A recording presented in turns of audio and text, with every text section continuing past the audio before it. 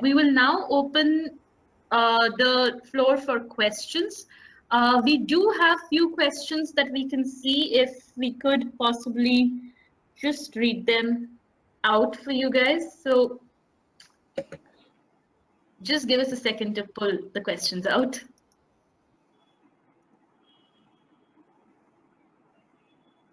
Right. So the first question that I see here is sort of directed at Alpana.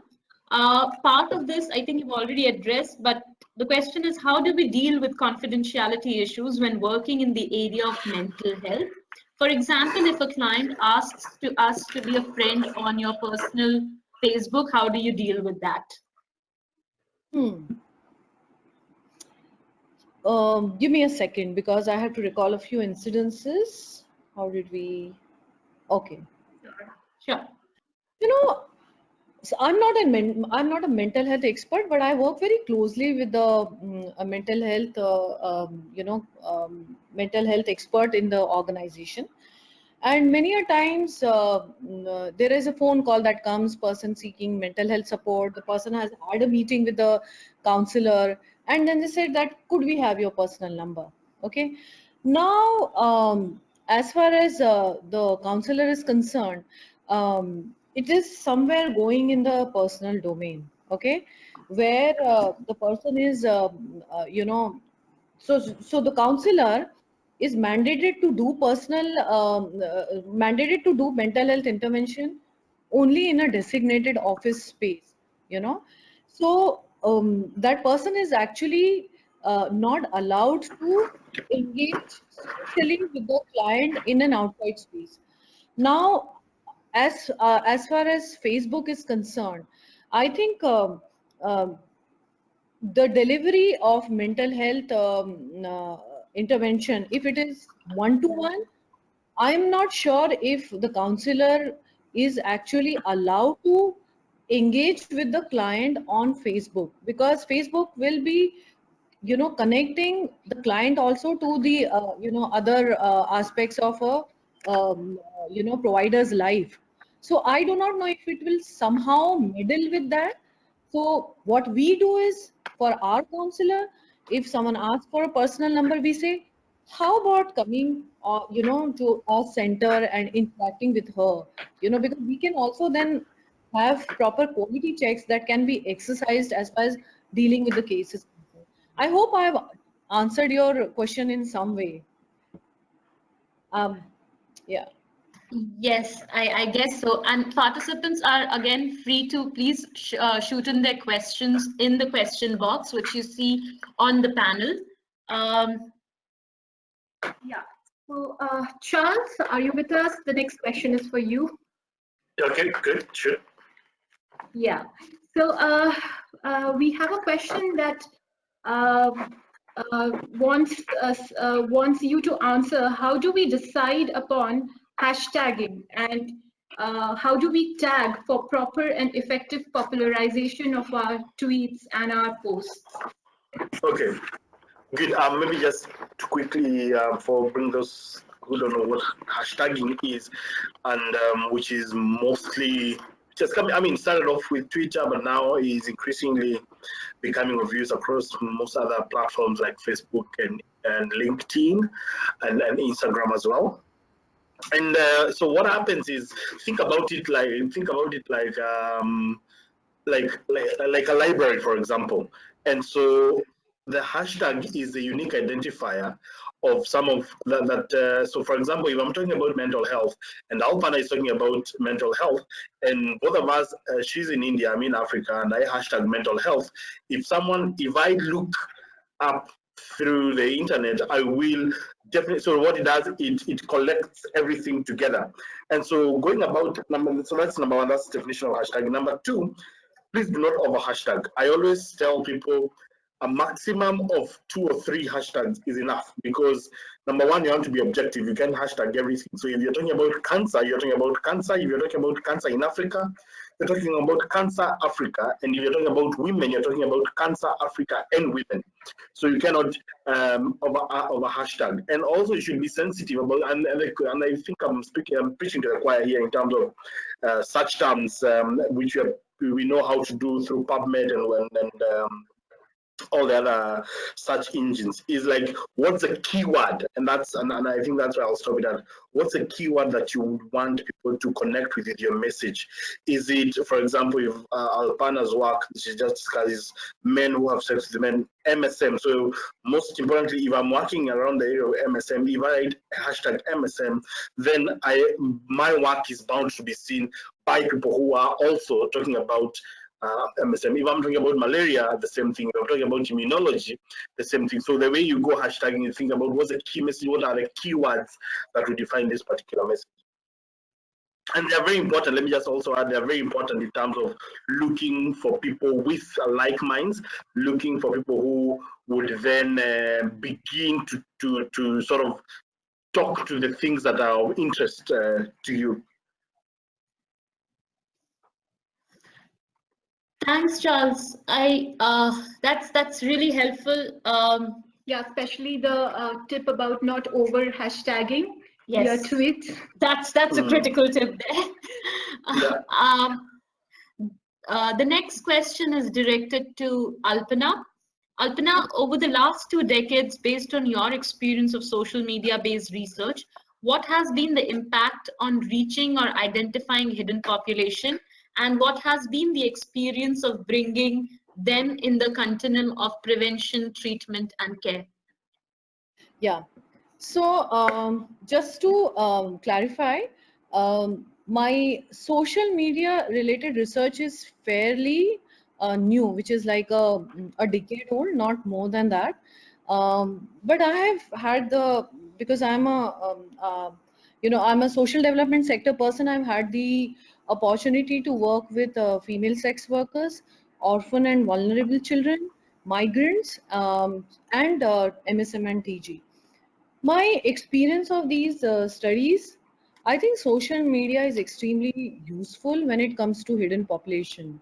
Because we feel that hidden populations only moved a lot in the social media, and the people who are on site had an advantage because of the national program's intervention, because actually you had an outreach worker going and talking to them, and bringing, literally, like motivating him to come to the sector and seek services. And we had transmission also nicely collectivized, so intervention reached them.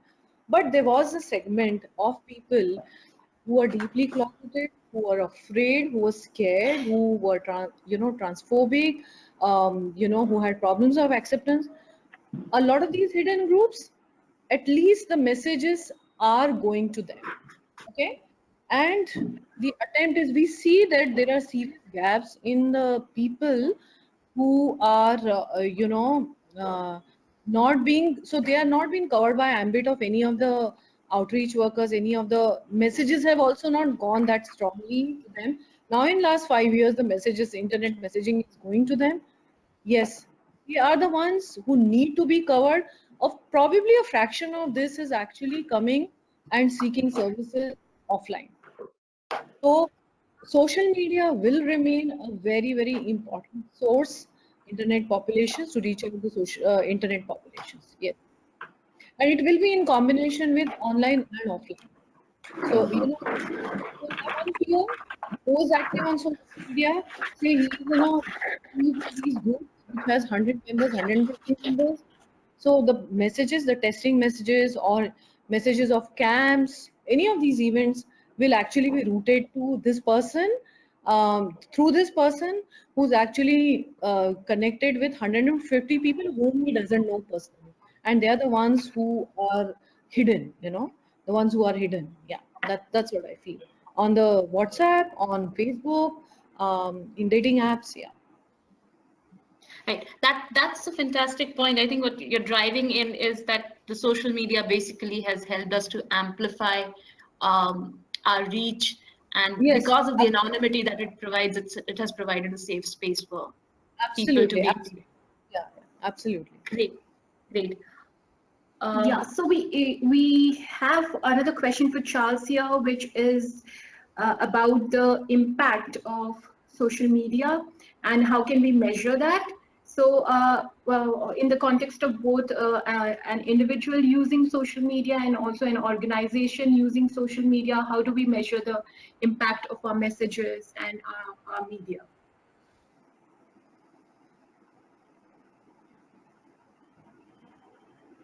Charles, can you hear us?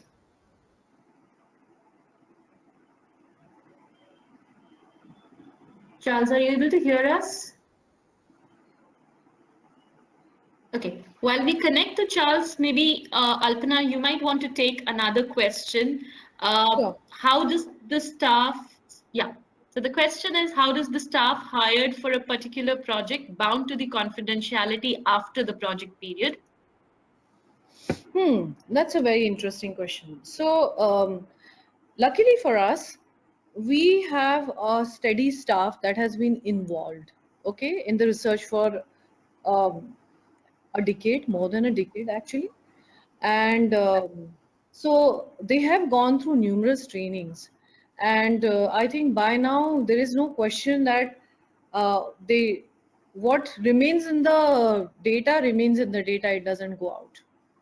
And as far as those, before that, those who finished the work and moved on, we always say in the confidentiality, the informed consent, that there's a small possibility that, someone may say that you were a part of this survey and, you participated. That's about it. In my next year, I finished 25 years of being a researcher. Um, in 25 years time, I have not had a single instance where actually someone came back and complained that the investigator came and talked about this person participated in the research. Let me tell you, informed consent, the process of informed consent is a very beautiful process, where you're sharing information, what's going to happen, what are the possible risks and benefits. And it's a very conscious process. A person is aware about the full risk and processes of participating in the research, and because of that, I think the confidence of participant is much more stronger in the researchers process of research. So yeah, I think you put robust systems in place, you give trainings, and you maintain the quality and vigilance. All of that helps in ensuring the confidentiality. Right. Thanks, Alpana, for that. We're still trying to get Charles online. He seems to be offline, and we're trying to get in touch with him. But on these lines, there's another question that seems to have come in terms of, for social media, how do you ensure that the informed consent taken is well understood by the participant and they have been adequately informed about the research? It's great. Thank you so much for this question. So, first of all, what is your informed consent? Don't have any kind of jargons. Make it extremely, extremely simple to the point. First of all, it has to be extremely simple. Second thing is, you have to walk your participant through all the steps of the research the way you would explain it to a young person. That is the second thing. Third thing is that you have to always, so in all our informed consent, we give the phone number of IRB coordinator. So if you have any query pertaining to this is the number you can contact this person and ask about the research. Okay. Fourth thing, besides, so if you have any local language that your participant is likely to understand better than English, have your questionnaire as well as your informed consent in that local language. So at times we have a choice of 3 languages, English, our national language Hindi, and Marathi, which is our local language. So whichever language a participant is comfortable, informed consent and questionnaire is in that language. Thanks for that, Alpana. I'm going to take a few more questions. Right, so this question is basically asking if you're aware of ethical training sessions that are offered by Government of India or funding agencies which run courses either online on this in India, and I guess even globally if there are courses being run on this, if you have any answers Okay. to that. Yeah, so Humsafar Trust could totally design and offer. I mean, it already has a course on ethical training as far as research is concerned. And second thing is you could look up NIH. The last time that I saw the NIH modules, it wasn't covering internet-based ethical trainings. You could totally check NIH trainings. Right now, I could only say that we could help you out with receiving ethical training for internet research. And let me tell you, the foundation of internet research is very much based on the way we conduct, ground research, and then plus all the developments regarding data privacy that has happened. All the developments, like right now, as far as data privacy is concerned, virtually every country is on a boil. So we definitely go by the country practices, country acts, legalities, and base our work on that. Yeah. Right. I would also just like to add to that there are bioethics guidelines which are present. Plus, for clinical research and clinical trial in general, there are the good participatory practices which you Yes. can find on the you can look for it online and find it. And there are sorry, Alpana, you wanted to say something. Yeah, I wanted to tell you that, like recently you would know, Devi Leena, that we have got now director, we have got the recent in the month of March, the national level, there was a new act, for from the Drug Control Authority of India, which is, Right. yeah. So, so basically we have the biomedical and health research guidelines that have come by the new drugs and clinical trial rules of 2019. Okay, it is covering a range of clinical and behavioral research. So those are the guidelines that will be applicable for the ethics committee, and from there I guess it flows down to the research, actual research. That's what I understand. Right. And there are also the ICMR guidelines. This is in the Indian context. Yeah, Uh, yeah, I'm talking in about the ones that came in 2019, new drugs and clinical trial rules 2019. I just finished a training on, ethics training. I think training in on Saturday, so I'm pretty fresh with this. So I assume right, that what is applicable to the ethics committee, and right. it will be so whatever research, whether it is online, offline, this thing will be, Right, applicable. This, right, yeah.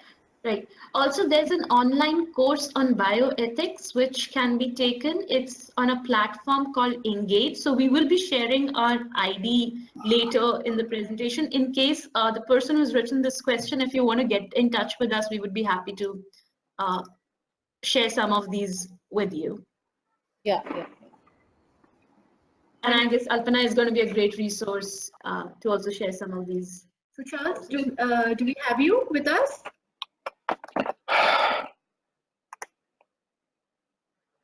Charles, can you hear me? Yes, I can hear you now. Yeah. So the next question is for you, and it's about measuring impact on social media, both for individual accounts and for the accounts of organizations. So could you tell us something about the tools that can be used to measure impact? Mm. Good. I think my very quick question number one is a bit of a step back and say, sometimes when you look at social media, you look at it from the point of most people always ask, what is the return? What is the return on investment really? Do if I put in so much, how do I know I'm getting success or not? And I think for me, how I put it is it's better for you to be inside than outside, because when you're outside, you're missing it all. When you're inside, there could be a chance that you will get a bit of return on investment. So that is number one. Number two, having said that, we have quite a number of tools, especially for Twitter and Facebook. They have their own in-house tools of analytics where you try and check how many people have interacted with my tweet, how many people have seen my post, and the metric for that will really be around numbers. So but sometimes I really I'm a bit skeptical about just using numbers, and I go for quality. So, for example, I could only have engaged or elicited a discussion with 10 people, but out of those 10 people, one of them is the Minister of Health, if I'm talking about something that is policy related, or could be the President, for example. It could be a new collaboration. It could be a new partnership. It could be, so I normally like to look at it from the point of quality than quantity. But again, having said that, we have quite a number of tools. We have Google, we have the Twitter analytics, we have things like tweet deck that allow you to have sort of a panel of quite a number of things at once. We do have some of them which are actually commercial. I don't have them on top of my head, but you do have quite a number of tools that can be able to share that. But having said that, it's always very important as a researcher, and especially let me talk about this by someone who is listening to me and they're still making a decision: do I go in or do I go out? Or I've been on social media for a very long time. I don't even have followers. It's about building your content. It's about building your audience. It's about and it's like a pyramid. So you start with a very strong base as you go higher and higher, become credible, so that if tomorrow I'm talking about social media in India, for example, you should always be the person who comes up. And looking at its success using the metrics of quality rather than quantity is what I see a bit more exciting, if you ask me. And I'm giving that example specifically to someone who's listening to me right now and wondering what the return on investment on some of engagements on social media.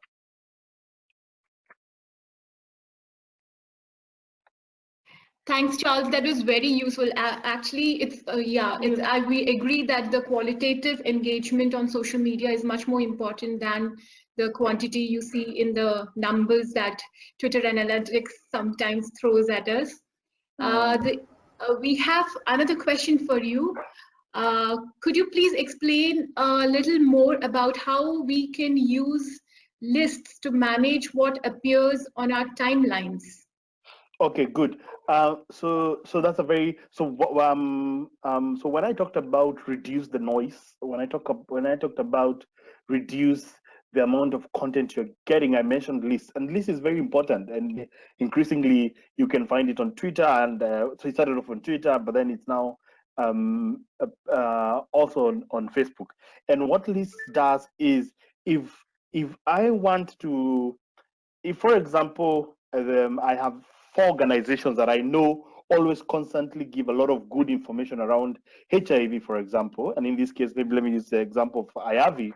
If I know IAVI is very keen on giving good information about HIV, I will add IAVI, I will add WHO, I will add UNAIDS, I will add all these handles, all these platforms, or all these accounts, and I will put them in one list.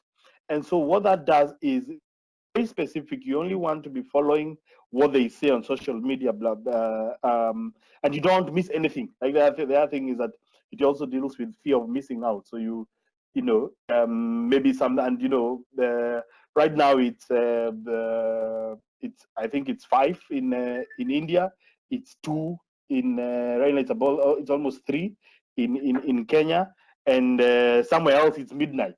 And so at one particular point, you'll always feel that like you have missed something, and that's why lists come in. So you put all these people into different groups, and you curate them according to the need that you want, what you want in that specific social media. If they're quite key people if they're people who are quite key, like leading researchers, consultants like Alpana, maybe I'll just push her then to open up a Twitter account so that we can all add her as part of our lists.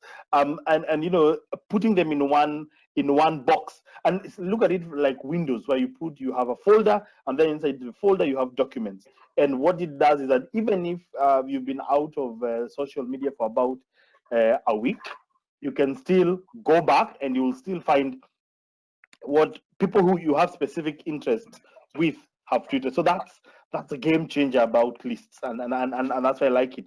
So for example, I maintain quite a number of lists. I have personalities that I want to follow when they say stuff. I want to know there are some science communicators and public engagement people on the continent that I do not want to miss when they tweet about what their thoughts are around social media and public engagement.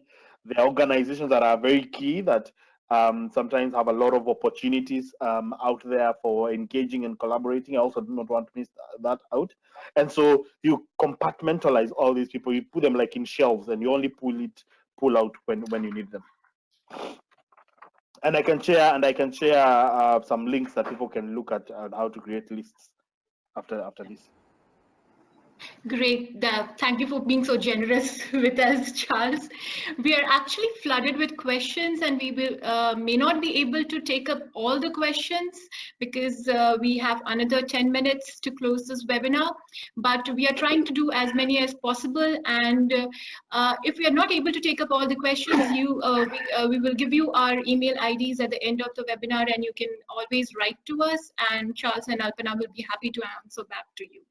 So the next question, I think, is can be both for Charles and Alpana. Do you have concerns about the anonymity of social media causing participants to give falsified information? The same way there are other instances of false profiles being used in other social media interactions also. Charles, can I take this, Charles? Yeah, go for it, then I'll add at the end. I'll throw this question back at the participants. Tell me how many of you actually fill out the feedback form after, before leaving the restaurant, How many of us do that? Do you do that, Charles? I don't, honestly, I don't. You don't do that, right? Okay. Yeah. So I think it is as simple as that. I don't think people have it in them to actually go and go on the survey and give falsified information to tip the survey. I don't think so. And anyway, we have reliability and validity mechanism built in the questionnaire that takes care of these kind of errors that could possibly, aberrations that could possibly happen. Yeah. And I think maybe the other quick thing that I would add on that is that anything has their pros and cons, and in anything that you do is just looking at and I think I made this quite clearly when I started off by saying it is the proposition here is not drop anything else you've been doing, the way you've been communicating, and just focus on social media. That's not the proposition.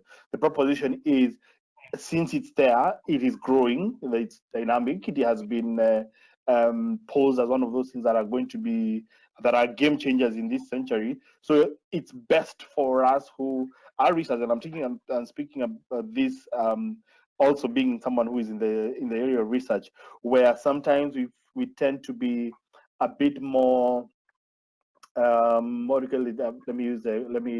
get the correct word so that members who are also researchers do not get on my neck. We tend to be a bit more structured, or a bit more focusing on the way we want to do our stuff. And so sometimes social media can seem to be a bit jumpy and happy and happy for that. But then again, the proposition, like I said, is, can this be an add-on? So having said that, you accept it together with its its pros and cons. On anonymity, and I think Alpana has put it best, but I think the thing that I would add is that some of these things are difficult to control.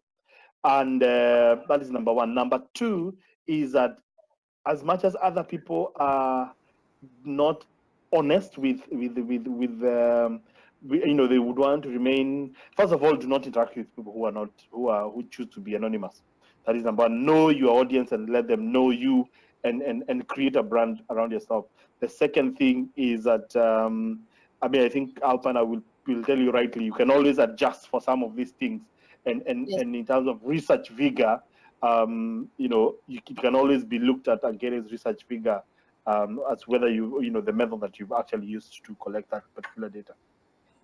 Absolutely. Great. I'm going to jump on directly to another question. I think this seems to be really that we're bombarded with questions, and I don't think we would be able to take more. This is the last question probably that we would be taking. So the question is basically if you could tell us some helpful online survey tools. The person mentions Google Forms, but if there are other online survey tools which you frequently use or would like to guide the participants that they can use for research purposes. Survey Monkey, any day Survey Monkey. Yeah, I mean, I like Google Forms, so honestly speaking, because of how it can We be. also have our preferences. Yeah, I think the way it's just integrated into the whole, especially with the Office 365 experience now, I think, you just want to, because the other thing is that some of these tools are so many, and so you just want to use the one that is best and the one that you feel most comfortable with. But I think, like Alpana said, SurveyMonkey, Google Forms any day. Yeah, I know. You got to try and see what works the best for you, There are really no specific answers to that. Just try and see what works the best. Because if you are doing an online research, you have to put all those things. So you need to have your informed consent, your exclusion criteria, then your tools, your skip logic. Anything that works best for this is the right thing for you. Yeah. Mm. And the beauty of Survey Monkey is you get your analysis as your survey is progressing. You are also getting your analysis along the way. So yeah, up to you. But I recommend Survey Monkey. Great. Not to say we're promoting anyone, but yes, that's what the researchers are sort of saying based on their experience. Yeah. Right. Thank you so much. I still know, we're sorry, I know some questions are still unanswered, but if Charles and Alpana, if we could send those questions over to you, and maybe there might be some way to sort of answer those questions later, or the participants can connect online, post this, I mean, outside this webinar space and just write to us. Our email IDs are mentioned there, and we would be happy to connect you to the speakers, if that's okay with the speakers. Yeah, absolutely. Not an issue. Yeah, and they should also feel free to follow on Twitter, where we can also just pick up a question if they. Great. Yes. Post this, social media habits should improve. We should be more pro at it, probably. Mm. Yeah, and with that, I thank you everyone who has joined us for today's webinar. And Charles and Alpana, thank you very much for sharing your insight and expertise with us today. If you have questions, as Devlina has already mentioned, do share them with us at our email IDs. And a recording of this video of this presentation will be made available to you soon. And also we will be sending a feedback form to you. So please do send us your feedback and help us improve. Devi, you want to add anything? I think a big thank you to the participants as well for those questions. It seems like we've qualitatively done very well.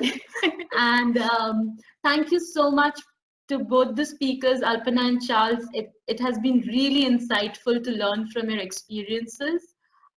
We are once again sorry for not being able to take all the questions due to paucity of time, but we would love to hear from all of you and also hear your feedback. So thank you everyone for your time, and I hope you guys have a wonderful day ahead. Thank you. Good. It was nice meeting you. Thank you, Banya. Thank you, Devi. Thanks a lot. Bye-bye.